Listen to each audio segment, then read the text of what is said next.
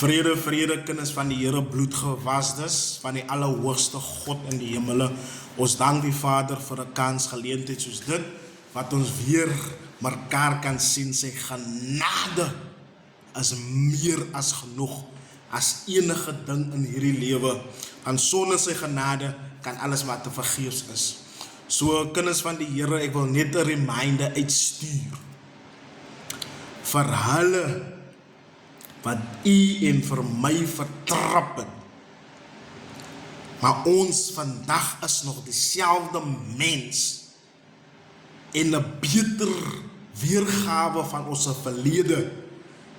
En terwyl God die klei gevat het en ons gebuig het en gebreek het, terwyl ons geknak gewees het ons beter mense geraak. Dankie vir u wat my vertrap het in die verlede. Dankie vir u wat vir my kon geskel het en gevloek het in die verlede in. Ek dank u daarvoor, dat u hierdie deel in my lewe kon, iets kon gebeteken het, of het nou sleg is. Maar ek wil vir u sê dat het goed uitgewerk en my 'n beter persoon gemaak as wat ek daai tyd was. Miskien die tyd dat u my vertrap het, daai tyd, het die Here, en hy was besig om te werk, hy was besig aan die proses.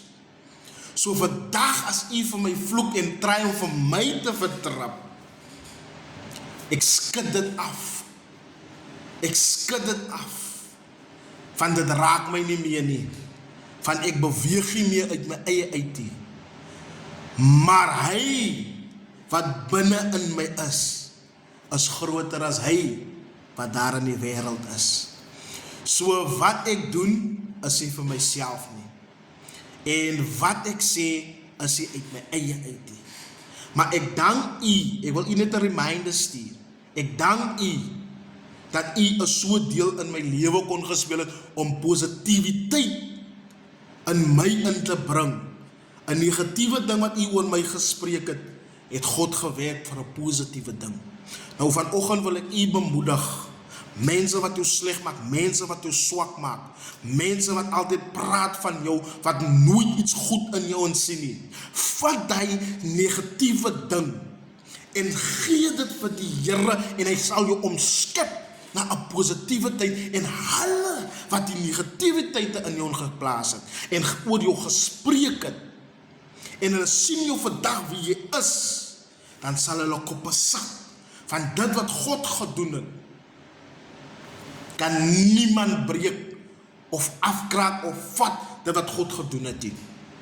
So altyd deur 'n negatiewe ding wat mense vir jou sê, dit bou jou baie en dit maak vir jou 'n beter en 'n sterker persoon in Christus Jesus in. Kyk altyd iets sleg wat iemand vir jou sê, of mense bepraat vir jou iewens in jou godheid in. Vat hy negatiewe ding en bou op hy negatiewe ding en wys die vyand dat jy is 'n beter mens.